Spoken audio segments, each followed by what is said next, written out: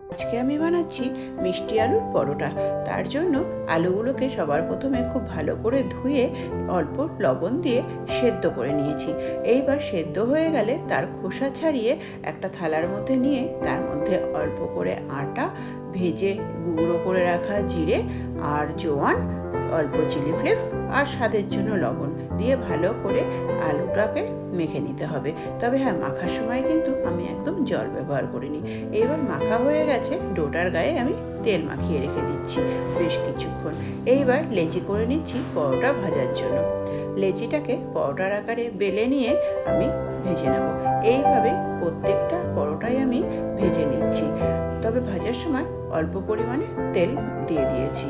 এইভাবে গরম গরম পরোটা আর সস দিয়ে খেতে খুবই ভালো লাগে। আর বাচ্চাদেরকে এরকম মিষ্টি আলুর পরোটা ভেজে দেবে, ওরা তো সোনা মুখ করে খেয়ে নেবে। আর হ্যাঁ, স্কুলের টিফিনেও কিন্তু এটা করে দেওয়া যেতে পারে, বাচ্চারা খুব পছন্দ করবে।